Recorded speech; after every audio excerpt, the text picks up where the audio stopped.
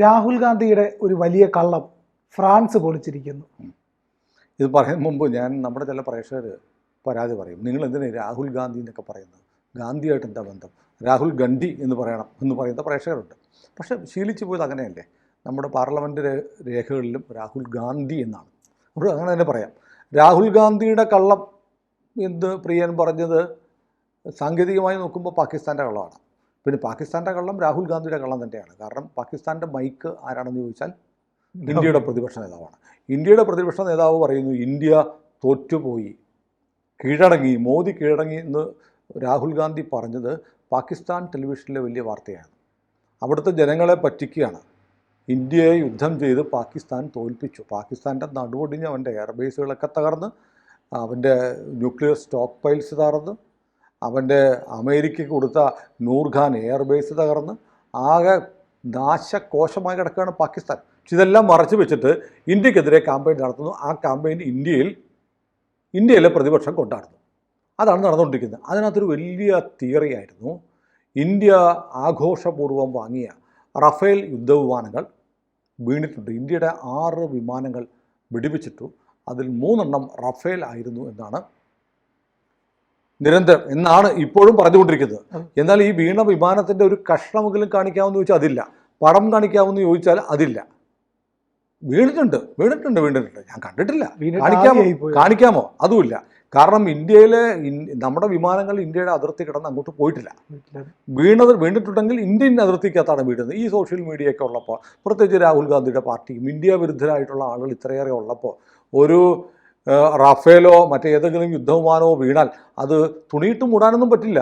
അത് ആകാശത്ത് നിന്ന് വീണാൽ പല സ്ഥലങ്ങളിലായിട്ട് ചിതറി വീഴും. അതിൻ്റെ ഒരു കഷ്ടമെങ്കിലും കിട്ടും. ഒരു പാട്ടക്കഷ്ടത്തിൻ്റെ ഫോട്ടോ എങ്കിലും പുറത്തു വരും.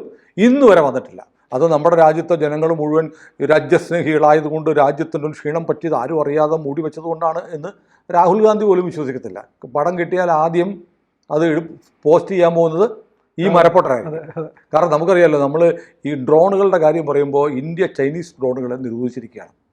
അന്നേരമാണ് ഇന്ത്യയുടെ പ്രതിപക്ഷ നേതാവ് ചൈനീസ് ഡ്രോണുകൾ എടുത്ത് കയ്യിൽ വെച്ചിട്ട്, കണ്ടില്ലേ ചൈനയുടെ ഡ്രോണാണ്, ചൈന എന്ന് പറഞ്ഞാൽ വലിയ സംഭവമാണ്, ഇതാണ് ഡ്രോൺ, ചൈനയാണ് ചങ്ക് എന്നൊക്കെ പറഞ്ഞൊരു വാർത്താ സമ്മേളനം നടത്തി. വീഡിയോ വന്നു.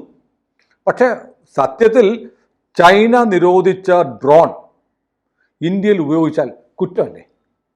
ഇന്ത്യൻ സർക്കാർ കേസെടുത്തില്ല. അതൊക്കെയാണ് ഈ അഹങ്കാരിയായ മനുഷ്യന് പ്രചോദനമാകുന്നത്. ഇന്ത്യയിൽ നിരോധിക്കപ്പെട്ട ചൈനീസ് ആയുധം, ഡ്രോൺ ഇപ്പോൾ ആയുധമാണല്ലോ, ആ ആയുധം കൊണ്ടു നടന്ന ഇയാൾക്കെതിരെ ഒരു പെറ്റി കേസ് എടുക്കാൻ പോലും നമ്മുടെ സർക്കാർ, നമ്മുടെ ഭരണകൂടം, നമ്മുടെ പോലീസ്, നമ്മുടെ വ്യവസ്ഥ തയ്യാറാവാത്തതുകൊണ്ടാണ് ഇയാൾ ഇത്തരം കുന്തളിപ്പുകൾ കൊണ്ട് നടക്കുന്നത്. ഇയാളാണ് പറഞ്ഞുകൊണ്ടിരുന്നത്, പ്രചരിപ്പിച്ചുകൊണ്ട്, എവിടെ എത്ര വിമാനം പോയി പറയൂ, ഇന്ത്യ എത്ര തകർത്തു, ഇന്ത്യൻ സൈന്യത്തെ ഒന്ന് അഭിനന്ദിച്ചോ? ഇല്ലല്ലോ. കോൺഗ്രസ് പാർട്ടി അഭിനന്ദിച്ചില്ല, രാഹുൽ ഗാന്ധി അഭിനന്ദിച്ചില്ല. വലിയ നിർണായകമായ വിജയങ്ങൾ നേടി പാകിസ്ഥാനെ ഇനി എണീക്കാൻ പറ്റാത്ത തരത്തിൽ വർഷങ്ങളെടുത്താൽ മാത്രം റൺവേകളും എയർഫോഴ്സ് സ്റ്റേഷനുകളും നന്നാക്കാൻ പറ്റുന്ന തരത്തിലേക്ക് നമ്മളൊരു 10-15 വർഷം പിറകിലേക്ക് തള്ളി മാറ്റിയ ഇന്ത്യൻ സൈന്യത്തിനൊരു അഭിവാദ്യം കൊടുക്കാൻ, ഒരു സല്യൂട്ട് കൊടുക്കാൻ തയ്യാറാവാത്ത മനുഷ്യനാണ് ഈ രാഹുൽ ഗാന്ധി. എന്നിട്ട് വേറെ ഒന്നുണ്ട്, പഹൽഗാമിൽ 26 പേര് കൊല്ലപ്പെട്ടല്ലോ. 25 പേര് ടൂറിസ്റ്റുകളും ഒരാൾ അവിടുത്തെ കുതിരക്കാരനുമായിരുന്നു. ഇയാൾ പോയത് ആരുടെ വീട്ടിലാണ്? കുതിരക്കാരൻ്റെ വീട്ടിൽ. കൊല്ലപ്പെട്ട കേരളം മുതൽ ഇന്ത്യയിലെ എല്ലാ സംസ്ഥാനങ്ങളുമായി കൊല്ലപ്പെട്ട 25 മറ്റു മനുഷ്യരാരാന്നറിയോ?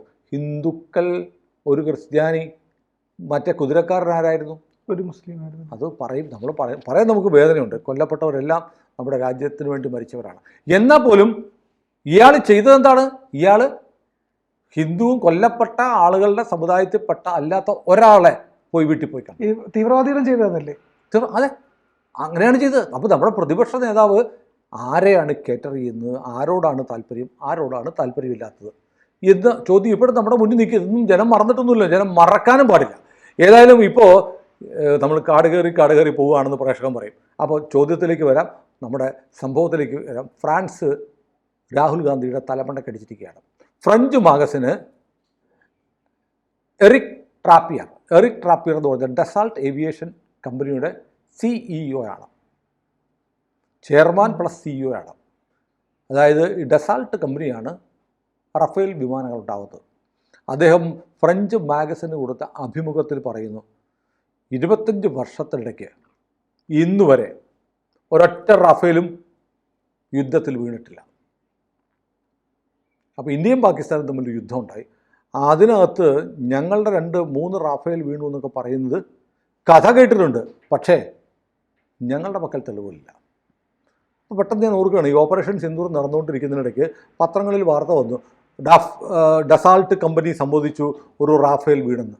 ഡസാൾട്ട് അങ്ങനെ അറിയുന്നത്, ഇന്ത്യ പാകിസ്ഥാനുമായി യുദ്ധം നടത്തിക്കൊണ്ടിരിക്കുമ്പോൾ നമ്മുടെ ഒരു വിമാനം വീണു എന്നിരിക്കട്ടെ, നമ്മളത് ആരും കാണാതെ വാരിപ്പുറക്കി എടുത്ത് രഹസ്യമായിട്ട് വെച്ചാൽ ഉടനെ വിളിച്ചു പറയാം, മൊലാളിയുടെ കയ്യിൽ നിന്ന് മേടിച്ച വിമാനം ഒരെണ്ണം വീണിട്ടുണ്ട് എന്ന് പറയേണ്ട കാര്യമില്ലല്ലോ. ഇല്ല.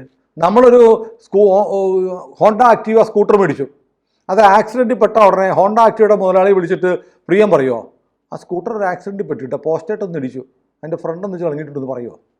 ഇല്ല. നിങ്ങളുടെ സ്കൂട്ടർ മോഷണം പോയി, നിങ്ങളുടെ ആക്റ്റീവ സ്കൂട്ടർ മോഷണം പോയിരിക്കട്ടെ, ഉടനെ നിങ്ങൾ ഹോണ്ട കമ്പനിയെ വിളിച്ചിട്ട് മുതലാളി പോയിട്ടോ എന്ന് പറയുമോ? പിന്നെ അങ്ങനെ അന്ന് ചില പത്രങ്ങളിലൊക്കെ വാർത്ത കൊടുത്തു, ഡസാൾട്ട് സമ്മതിച്ചിരിക്കുന്നു, റഫേൽ വീണിട്ടുണ്ട്.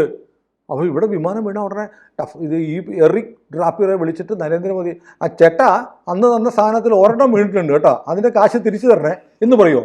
ഇല്ല. പിന്നെ എങ്ങനെയാണ് അന്ന് വാർത്ത വന്നത്? അപ്പോൾ അന്നങ്ങനെ വാർത്ത വന്നതെല്ലാം ഈ പാകിസ്ഥാൻ നറേറ്റീവിൻ്റെ ഭാഗമായി രാഹുൽ ഗാന്ധിക്ക് വേണ്ടി ഉണ്ടാക്കിയ ഒരു പ്രൊപ്പഗാൻഡയുടെ ഭാഗമായി ഉണ്ടാക്കിയ വാർത്തകളായിരുന്നു എന്ന് വിശ്വസിക്കേണ്ടി വരും.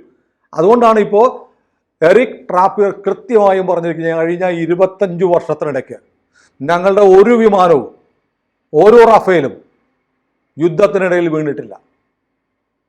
പാകിസ്ഥാൻ പറയുന്നത് ഒരു തെളിവും ഞങ്ങളുടെ പക്കൽ ലഭിച്ചിട്ടുമില്ല എന്ന് പറയുന്നു. അപ്പോൾ ഒരു വലിയൊരു പ്രൊപ്പഗാൻഡ. പിന്നെ ഞാൻ വീഴട്ടെ എന്ന് പറയുന്ന ആളെ, ഞാൻ യുദ്ധമല്ലേ, രണ്ടാളുകൾ തമ്മിൽ അടിയുണ്ടാക്കുന്നു, ഒരുത്തൻ നല്ല കരുത്തനാണ്, മറ്റവൻ ദുർബലനാണെങ്കിൽ ഈ ദുർബലൻ ഒരു മാന്തെങ്കിലും മാന്തില്ലേ സാർ? അപ്പോൾ ചിലപ്പോൾ യുദ്ധത്തിൽ ചിലപ്പോൾ നമ്മുടെ വിമാനങ്ങൾ വീണ്ടിരിക്കാം. അത് നരേന്ദ്രമോദിയുടെ കഴിവുകേടാണോ? പ്രതിരോധ മന്ത്രിയുടെയോ അമിത്ഷായുടെയോ അല്ലെങ്കിൽ ഭരിക്കുന്ന പാർട്ടിയുടെ കഴിവുകേടാണോ? ഇപ്പോൾ ഇന്ത്യയിൽ മുമ്പ് നടന്നിട്ടുള്ള യുദ്ധങ്ങളിൽ ഇന്ത്യൻ സൈന്യത്തിനൊന്നും നഷ്ടപ്പെട്ടിട്ടില്ലേ? INS കുക്രി എന്ന് പറഞ്ഞൊരു കപ്പൽ മുങ്ങിപ്പോയിട്ടില്ലേ? ഞാൻ ആ കപ്പൽ മുങ്ങിയതിന് സമീപത്തൂടെ കപ്പൽ യാത്ര ചെയ്തിട്ടുണ്ട്. അവിടെ നമ്മുടെ യുദ്ധക്കപ്പൽ മുങ്ങിയ സ്ഥലത്തെത്തുമ്പോൾ സഞ്ചരിക്കുന്ന യാത്രാ കപ്പൽ ഒരു നിശബ്ദമായൊരു സല്യൂട്ട് കൊടുത്തിട്ടാണ് പോകുന്നത്. യുദ്ധക്കപ്പലൊന്നും പോയില്ലേ? എല്ലാ യുദ്ധങ്ങളിലും അങ്ങോട്ടും ഇങ്ങോട്ടും വീഴും. ഇസ്രയേൽ എന്തെല്ലാം സംവിധാനം, Arrow, David Sling, Iron Dome, Patriot, പിന്നെ അമേരിക്ക കൊണ്ടുവച്ചിരിക്കുന്ന സാക്ഷാൽ താഡ്, എന്നിട്ട് എത്ര മിസൈൽ വന്നവിടെ വീണു. അവിടെ നഫ്താലി ബെനറ്റ് എന്ന് പറയുന്ന അവിടുത്തെ പ്രതിപക്ഷ നേതാവ്, നെതന്യാഹു രാജിവെക്കണം, 2 മിസൈൽ ഇവിടെ വീണു. ബെൻഗൂറിയൻ വിമാനത്താവളത്തിൻ്റെ പാർക്കിങ്ങിൽ വീണിരിക്കുന്ന ഒരു മിസൈൽ ഇപ്പോൾ രാജിവെക്കണം എന്ന് നഫ്താലി ബെനറ്റ് പറഞ്ഞോ? അയാൾ പറഞ്ഞെന്നറിയോ? ചരിത്രം നമ്മുടെ വാതിൽക്കൽ വന്ന് മുട്ടുകയാണ്, ഇതാണ് അവസരം, ആഴിക്കട ഇറാനെ എന്നാണ് ഇസ്രയേലിൻ്റെ പ്രതിപക്ഷ നേതാവ് പറഞ്ഞത്. നമ്മുടെ പ്രതിപക്ഷ നേതാവ്, ഇന്ത്യ പാകിസ്ഥാനെ അടി കൊടുത്താൽ എവിടെ തെളിവ്? എവിടെ? അപ്പോൾ ശരിക്കും ഇയാളെ എന്ത് ചെയ്യണമെന്നറിയോ? നമ്മുടെ യുദ്ധവിമാനത്തിൽ നിന്ന് വിടുന്ന ഒരു മിസൈൽ കെട്ടിവെച്ചും കായ്ക്കണം. അപ്പോൾ തെളിവ് കൈയോടെ കാണല്ലോ. ഇവിടുത്തെ കോൺഗ്രസ്സുകാരെ ചെയ്തിട്ട് അങ്ങനെയാണ്. അപ്പോഴാണ് ഡസാൾട്ട് ഏവിയേഷൻ ചെയർമാൻ എറിക് ഡ്രാപ്പിയർ പറയുന്നത്. പക്ഷെ പാകിസ്ഥാൻ പറയും ഞങ്ങളുടെ നേർക്ക് രാസായുധം പ്രയോഗിച്ചു എന്ന് പറയും. ഈ സാധനം വിട്ടല്ലേ രക്ഷമാണ്. അത് കൊള്ളാം. അപ്പോൾ ഏതായാലും വേറൊരു കാര്യമുണ്ട്. ഇപ്പോൾ ഫ്രാൻസ് വേറൊരു കാര്യം ചെയ്യുന്നുണ്ട്. ഈ പറയുന്ന പോലെ ഈ സാബ് 2000 ഇറിയൈ എന്ന് പറയുന്ന ഒരു അവാക്സ് സംവിധാനം പാകിസ്ഥാനിലുണ്ട്. അത് സ്വീഡിഷ് നിർമ്മിതമാണ്. അവർക്ക് 9 എണ്ണം ഉണ്ടായിരുന്നു എന്ന് പറയുന്നു. 9 എണ്ണം. അതിൽ 2 എണ്ണം നമ്മൾ നശിപ്പിച്ചു. ഒരെണ്ണം നമ്മൾ S-400 അടിച്ചിട്ടു. ഒരെണ്ണം അവരുടെ എയർബേസിൽ കിടക്കുമ്പോൾ നമ്മൾ മിസൈൽ അടിച്ച് തകർത്ത്. ബാക്കി 7 എണ്ണം ഇപ്പോൾ പാകിസ്ഥാൻ്റെ കയ്യിലുണ്ട്. അത് ലോകത്തിലെ ഒരു മികച്ച അവാക്സ് ആണ് എന്ന് ഒരഭിപ്രായമുണ്ട്. ഇപ്പോൾ ഫ്രാൻസ് ഇപ്പോൾ തീരുമാനിച്ചിരിക്കുന്നത് ഏതായാലും ഈ സാബ് 2000 എന്ന് പറയുന്ന കാറ്റഗറിയിൽപ്പെടുന്ന അവാക്സ് വിമാനം ഇപ്പോൾ ഫ്രാൻസ് വാങ്ങാൻ തീരുമാനിച്ചിട്ടുണ്ട്. അവർ ഈ പാകിസ്ഥാൻ്റെ ഉള്ള ഇറിയൈ അല്ല മേടിക്കുന്നത്, അവർ വാങ്ങാൻ പോകുന്നത് ഗ്ലോബലൈ, സാബ് 2000 ഗ്ലോബലൈ എന്നുള്ള അവാക്സ് വിമാനം മികച്ചതാണ് എന്നൊരു അഭിപ്രായം വന്നിട്ടുണ്ട്. നമ്മുടെ പക്കലുണ്ട് അവാക്സ് ഒക്കെ, പക്ഷേ നമ്മുടേതിനേക്കാളും മെച്ചപ്പെട്ട ഒരു അവാക്സ് സംവിധാനമാണ് പാകിസ്ഥാൻ്റെ കയ്യിലുള്ളത് എന്ന് കൂടി ഇപ്പോൾ എറിക് ട്രാപ്പിയർ പറഞ്ഞിട്ടുണ്ട്.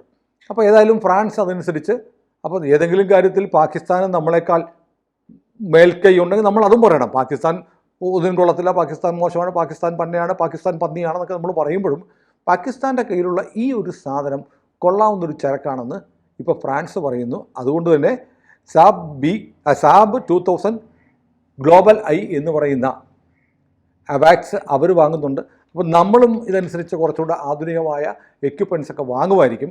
അപ്പോൾ ഫ്രഞ്ച് മാസികയ്ക്ക് ഡസാൾട്ടിൻ്റെ മുതലാളി, ചെയർമാനും CEO എന്ന് പറഞ്ഞാൽ മുതലാളി തന്നെ വിളിക്കണമല്ലോ, പറഞ്ഞിരിക്കുന്ന വിവരങ്ങൾ ശരിക്കും നമുക്ക് ഇവിടുത്തെ പ്രതിപക്ഷത്തിൻ്റെ വായടയ്ക്കുന്നതാണ്.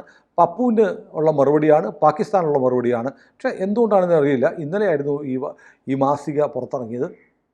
അത് ഇംഗ്ലീഷ് പത്രങ്ങളിലും ഇംഗ്ലീഷ് ജേർണലുകളിലൊക്കെ ഇന്നലെ തന്നെ എറിക് ട്രാപ്പിയറിൻ്റെ ഈ അഭിമുഖം വന്നിട്ടുണ്ട്.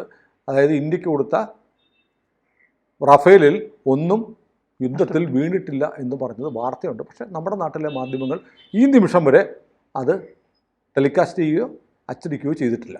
കൂടുതൽ വാർത്തകളും വിശേഷങ്ങളും നിങ്ങളിലേക്ക് എത്താൻ ABC മലയാളം സബ്സ്ക്രൈബ് ചെയ്യുക, ബെൽ ബട്ടണും അമർത്തുക.